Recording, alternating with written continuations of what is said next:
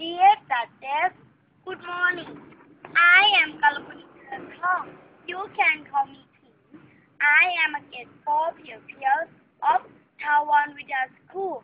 This morning, I will tell you a story about Little Red Riding Hood. Are you ready to listen? Okay, let's begin. Once upon a time, there was a dear little girl who was loved by everyone who looked at her, but the most of all by her grandmother. And there was nothing that she would not have given to the child.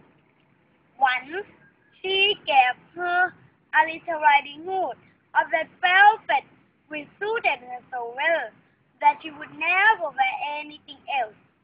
So she was always called Little Red Riding Hood. One day her mother said to her, "Come, Little Red Riding Hood, here is a piece of cake and a bottle of wine. Take them to your grandmother. She is ill and weak, and they will do her good. Set it out before it gets hot. And when you are going, walk nicely and quietly, and do not run off the path, or you may fall and break the bottle. Then your grandmother will get nothing. And when you go into her room, don't forget to say good morning and don't peep into every corner before you do it. I will take good care," said Little Red Riding Hood to her mother and gave her hand on it. Little Red Riding Hood was happily walking to her grandmother's house. "I'm going to my grandma, my grandma, my grandma. I'm going to my grandma. I love her so much. I'm going to my grandma, my grandma, my grandma. I'm going to my grandma. I love her so much." The grandmother lived out in the woods, happily on the village, and just as Little Red Riding Hood entered the wood, a wolf met her. Red Riding Hood did not know what a wicked answer he was, and was not at all afraid of him. "Good day, Little Red Riding Hood," said he. "Thank you, tidy wolf. Which away so early, Little Red Riding Hood?" "To my grandmother." "What have you got in your apron?" "Cake and wine. Yesterday was baking day. The poor sick grandmother needs to have something good to make her stronger." "Where does your grandmother live, Little Red Riding Hood?" "A good quarter of a league farther on in the wood. Her house stands under the 3 large oak trees. The night trees are just below. You surely must know it," replied Little Red Riding Hood. The wolf thought to himself, "What a tender young ether! What a nice plum mouthful! She would be better to eat than the old woman. I must be crafty so as to catch both."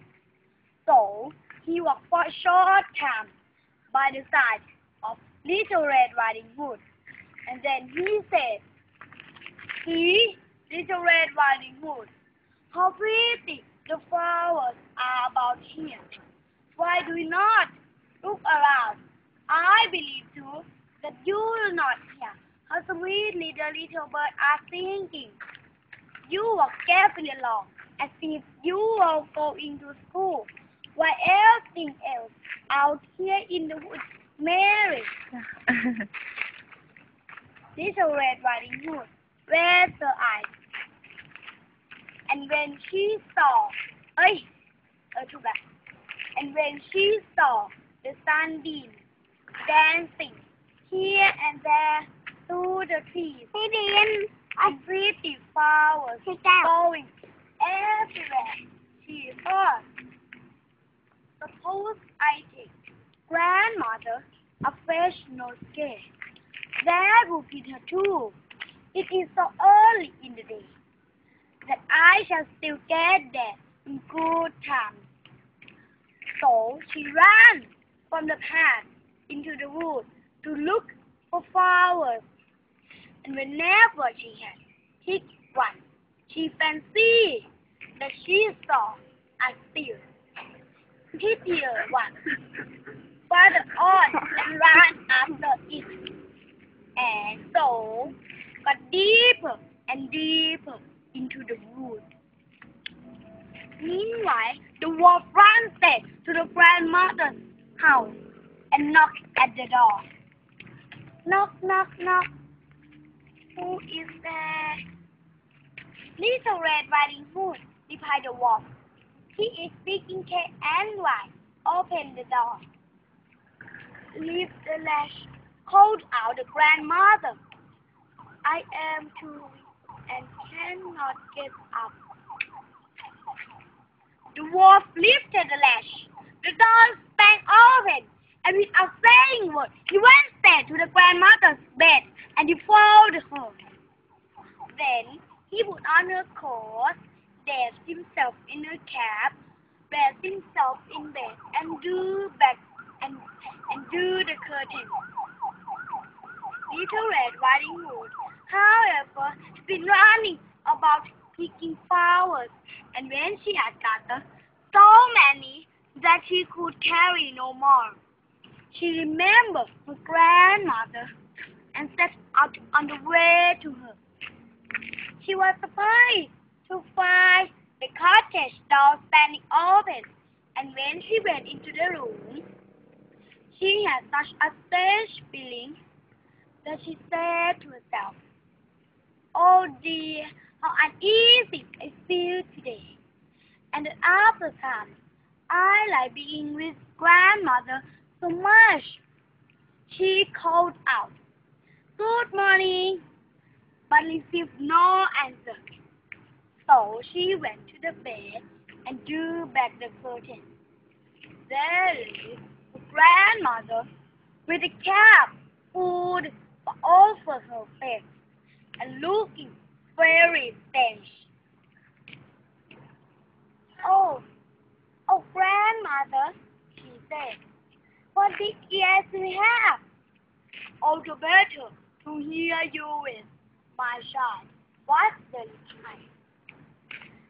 "But grandmother, what big eyes you have!" she said.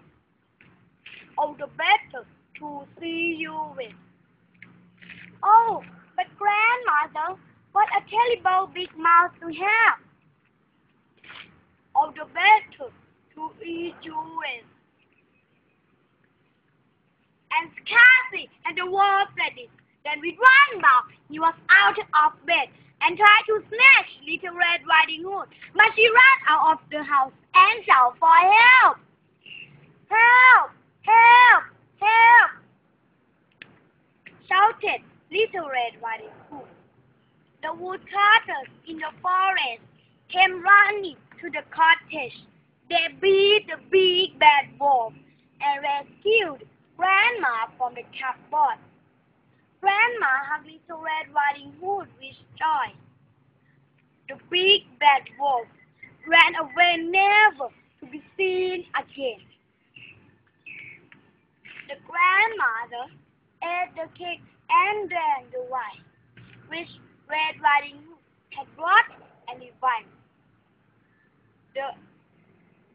But Red Riding Hood thought to herself, "As long as I live, I will never